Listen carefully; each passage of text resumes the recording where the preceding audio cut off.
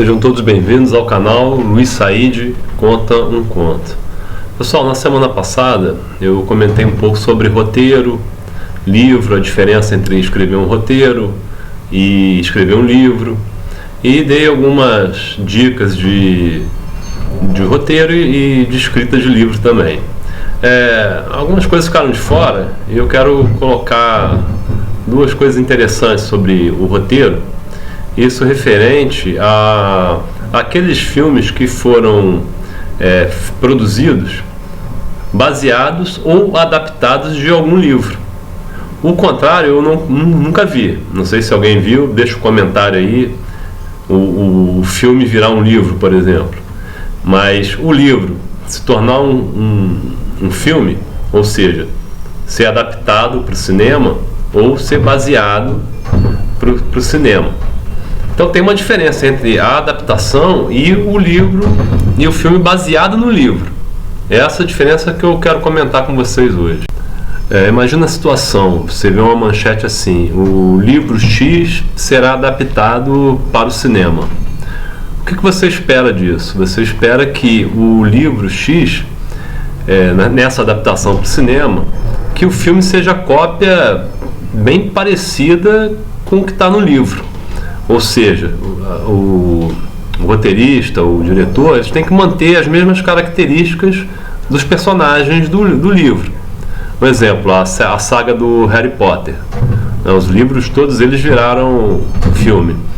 Mas assim, como o Harry Potter é descrito no livro, ele mantém a mesma característica no filme. Então isso é uma adaptação. A adaptação é você adaptar mesmo aquele livro para o cinema, tentando manter o mais próximo possível, o que é praticamente impossível, pois a gente está falando de um filme que vai ter aí, em média 2 horas, e às vezes um livro tem no mínimo aí, sei lá, 120 páginas. Então, lógico que tem coisas que vão ficar de fora, tem cenas que estão no livro que não vão aparecer no filme, isso é fato. Agora, a adaptação força com que ele seja o mais próximo possível do que está no livro. Isso então é quando a pessoa diz que vai adaptar um livro para o cinema. Isso é adaptação. Agora, o que são filmes baseados em livros? Aí a regra já é diferente. O roteirista, ele não precisa seguir exatamente aquilo que está no livro. Ele tem uma base, uma ideia. Mas ele não precisa criar aqueles personagens da mesma forma que está lá no livro, caracterizado. Isso é uma adaptação. Quando é baseado, ele tem que manter, lógico, o cerne da história, mas ele pode mudar boa parte dela. Um exemplo, o Romeu e Julieta, o livro do Shakespeare. Em 96 teve um filme chamado Romeu e Julieta no cinema, que foi baseado na história do casal lá da época do Shakespeare. Esse filme de 96, ele se passa em Verona, mas é uma Verona mais atualizada. Ao invés de usar a espada, igual se usava na época que o Shakespeare escreveu, eles estão usando armas de fogo. Ao invés de venenos, drogas sintéticas, e por aí vai. Ou seja, a base da história foi o romance entre Romeu e Julieta, mas o contexto do filme foi totalmente diferente. Então não seguiu o que estava escrito assim, não seguiu a regra do livro. Ele apenas se baseou para criar uma história parecida, mas com outras características, personagens diferentes, em tempos e épocas diferentes. Então a ideia foi Romeu e Julieta, mas o filme não saiu a obra de Shakespeare, foi só baseado nela. Então não foi uma adaptação, foi só uma obra baseada num livro. Então, basicamente, essas são as duas coisas que eu queria colocar sobre um filme, que a gente vê o filme às vezes e pensa, foi baseado, foi adaptado, e não sabe a diferença, né, entre o que é o filme baseado e o que é o filme adaptado. Então, o adaptado, ele tem que seguir mais ou menos o que está no livro, suas características, o estilo do personagem. E já o baseado, ele tem a história como base, mas ele pode fazer uma coisa totalmente distinta, mantendo a base da história, mas pode ser diferente, caracterizar os personagens de outra forma. Então era isso, fica aí para sugestão literária, um abraço, não se esqueçam de se inscrever no canal, ativar o sininho para as notificações. dê um like, quem quiser comente à vontade e um abraço a todos.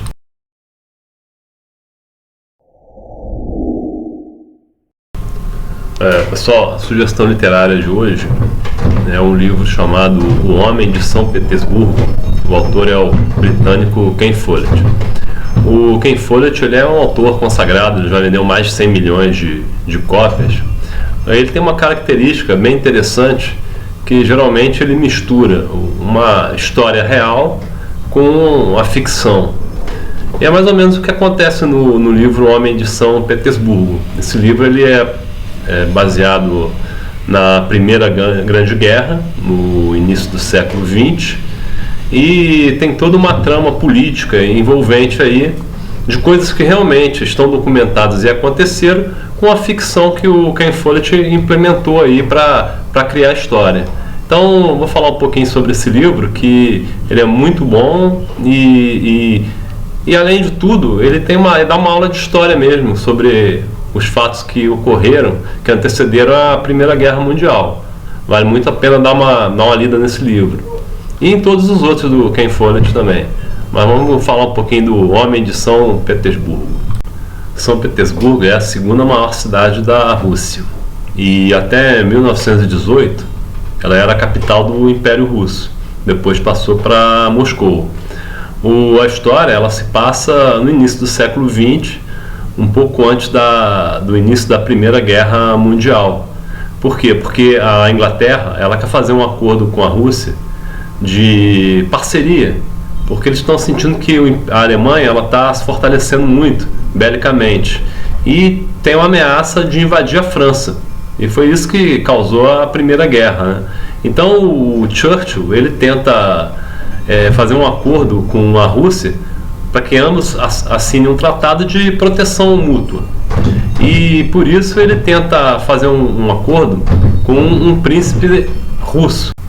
As tratativas para esse acordo elas vão ser conduzidas por um conde britânico chamado Stephen Walden, que a pedido do Churchill toma a rédea para fazer essa negociação, esse tratado com o príncipe Orlov da Rússia.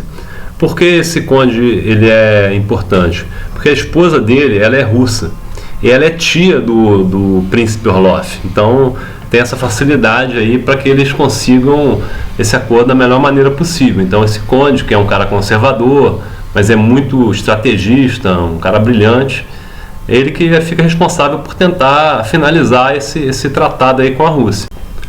Esse acordo, na verdade, visa defender mais o lado britânico, né? Porque ele foi elaborado por Churchill e pelo parlamento inglês.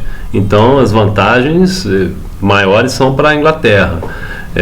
O desespero do Churchill é que ele está vendo a Alemanha muito forte e ele precisa ter a Rússia como aliada. Então, ele quer porque quer que esse acordo seja finalizado. Então, o conde, com a esposa dele, que é russa, né, e é tia do príncipe Orlov, a esposa do conde, ela se chama Lídia. Eles recebem o Orlov na casa deles e começam a discutir a melhor forma de assinar logo esse tratado. Bom, e aí que entra a história do Homem de São Petersburgo, que nada mais é que um anarquista, um cara revoltado que ficou 20 anos fugindo no exílio lá na Sibéria, e ele resolve trazer para si a missão de não deixar que esse tratado seja assinado. Então ele pretende ir para a Inglaterra para assassinar o príncipe Orlov. Por que ele não quer isso? Porque ele não quer que a Rússia mande os jovens para uma possível guerra. Então ele não tem nada a perder, ele é um cara que é todo problemático e não tem medo de morrer. E a missão dele é essa, é não permitir que esse tratado seja assinado. Então ele sai de São Petersburgo e vai para Londres para tentar impedir que esse tratado aconteça. Esse anarquista, ele se chama Félix. Ele é um cara bem treinado, ele é um mestre em manipulação e ele tem um armamento fantástico a seu dispor. Então ele sai de São Petersburgo preparado para assassinar o príncipe e dar fim a qualquer tentativa de acordo entre a Rússia e a Inglaterra. E a partir daí o livro ele fica eletrizante, porque tem muito tiro, muita corre, né? Porque esse cara começa a planejar um jeito de matar o príncipe. Só que aí ele vai enfrentar, além da polícia inglesa, o próprio Conde e o Churchill também, que usa de todos os meios para garantir que esse tratado saia. Então o anarquista ele vai ter muito trabalho para poder cumprir a sua tarefa. Um fato interessante é que a esposa do Conde, que é a Lídia, que é russa, ela tem uma certa afinidade com o homem de São Petersburgo, mas aí eu não vou falar mais nada porque senão vira spoiler.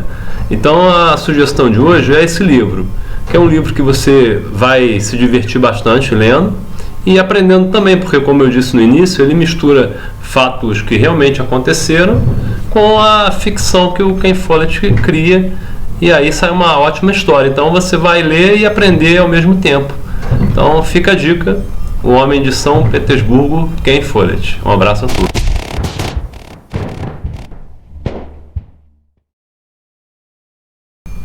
Capítulo 10. Niterói.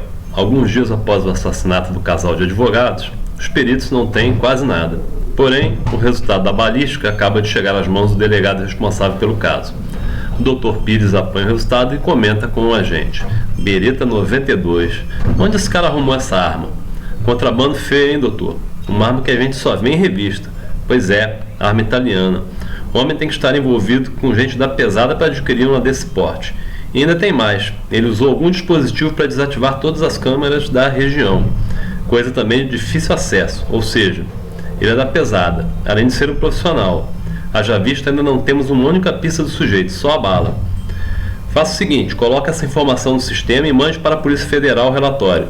Temos que descobrir quem está entrando com essas gracinhas por aqui. Para a Federal?